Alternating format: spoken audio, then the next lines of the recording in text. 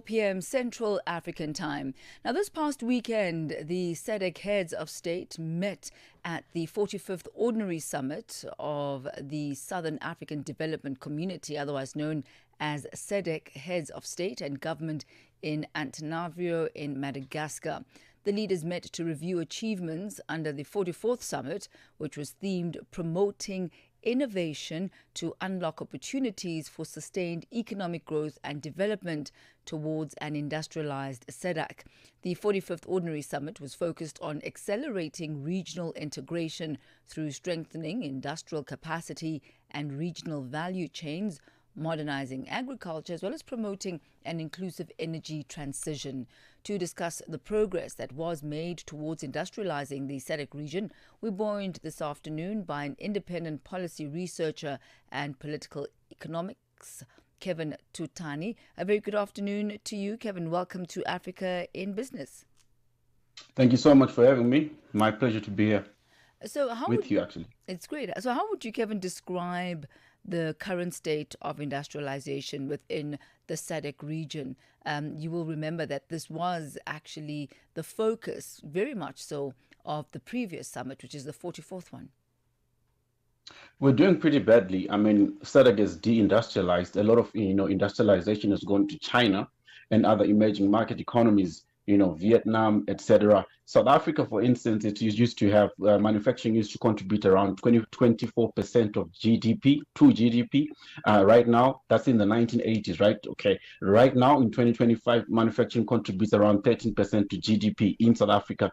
In Zimbabwe, it is also halved, if you can put it that way. So we're not doing too good, and we need to actually make some changes there.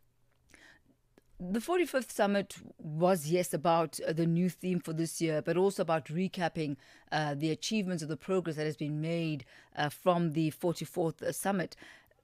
Given what you are saying and the summary of the fact that there really hasn't been much progress as far as industrializing SADC is concerned, were there some measures put in place or suggested and tabled of how this trajectory can be turned around? Right, the chairmanship of Zimbabwe, which lasted obviously the last 12 months, which ended in August 2025, so August 2023 to August 2020, August 2024 to August 2025, that's the chairmanship of Zimbabwe. This chairmanship now was particularly, putting in work regarding oversight of existing policies within SADC. It was advocating for the adoption of the SADC Free Trade Area, the SADC FTA. It was promoting it so that it is adopted, practically in a better way. It was actually promoting as well the African Continental Free Trade Agreement as well, amongst other things. And a number of things were going on. So it was moving with and advocating for existing policies and did not introduce anything new. And amongst those that it was advocating for, like I'm saying, we're still a little bit behind, and there's like work on the ground to be done.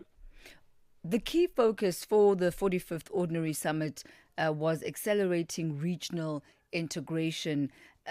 Did the leaders expand and come up with solutions on how to do this? How are they going to expand trade? How are they going to expand manufacturing in the region? And is this feasible given the barriers that still exist that actually do limit this cross-border trade?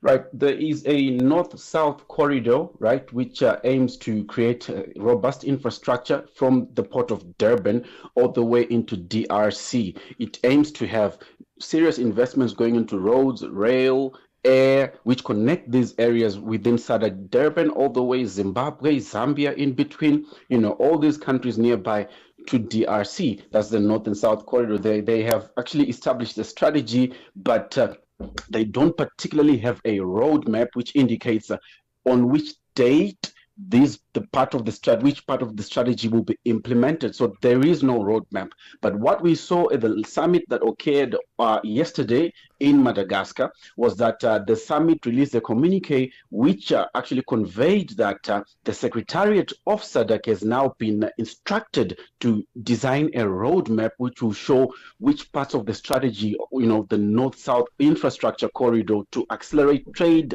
and integration and industrialization will be implemented. So those are some of the things that they've been working on.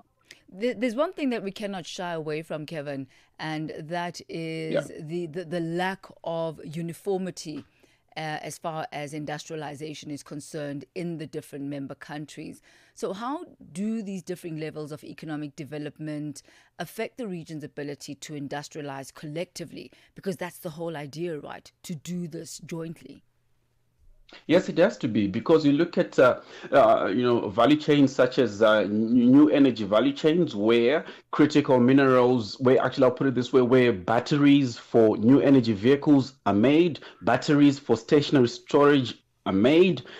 For national grids, you want to store your battery, you have a solar, system at your home, you want to buy a lithium battery. In order for SADC to actually begin to manufacture these batteries, we need to at least have, DRC taking a portion of the manufacturing, Botswana taking a portion of the manufacturing, South Africa, and then Zimbabwe. You see, because if that doesn't happen, it's going to be quite difficult to actually put it into implementation, this kind of industrialization. So we need energy in DRC, energy in Botswana, and these are missing infrastructure. It's not yet there. They don't have even electricity, the basics which sustain industries. You talk about this diversification and expansion of territories.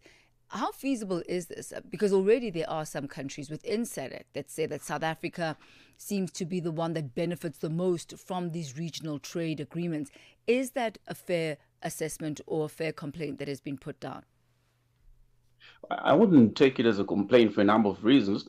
Because South Africa seems to benefit better from SADC trade because it has more structured industries. But you look at other countries within SADC, they have a larger informal sector. And on that basis, it's harder for informal players to fulfill the requirements of trade. When you're exporting your merchandise, you need to actually fulfill the rules of origin to prove that your merchandise is actually coming from your country. You need certificates of origin. You need a number of things that informal players do not have.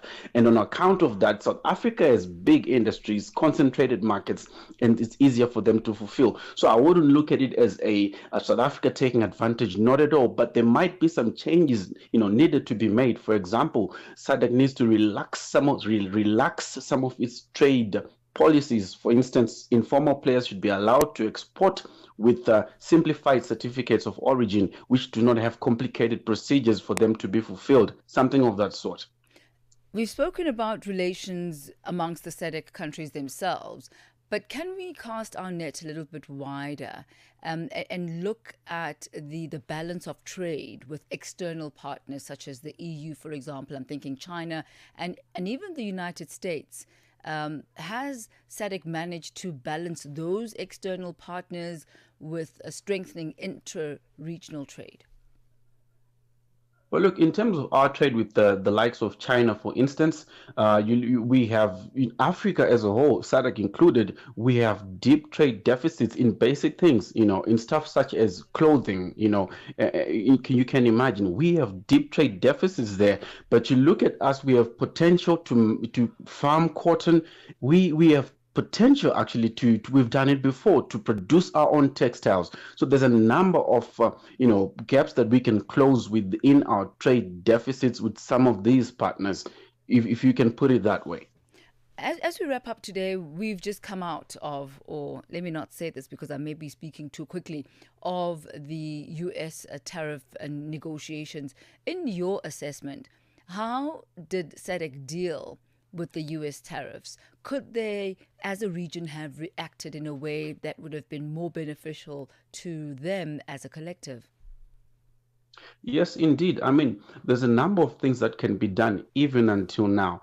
All right, only that the tariffs have come into effect, but before they came into effect, SADC could have upended them. It could have had a strategy ready on how to address these tariffs before they came into effect. You look at, for example, between Zimbabwe and South Africa, we have chrome resources, 90% of the world's chrome, and there is no substitute for chrome anyway if you want to make quality steel. So these are critical. Between Zimbabwe and South Africa, there's also more than 90% of the world's platinum as well. So these are some of the things. There are a number of areas that could have been leveraged to get more influence with the United States, but I think the horses have we've almost bolted really, but we can still correct some of what we did wrong. I wonder, Kevin, if we can. But that remains to be seen. As you say, you never know what the next day brings with Donald Trump, and these negotiations do continue on one level or the other. Thank you so much for your insight this afternoon. Very much appreciated. Thank you too. Thank you. That is independent policy researcher and political economist Kevin Tutani. He takes us to exactly 23 minutes after 4 p.m. Annie Kalonji.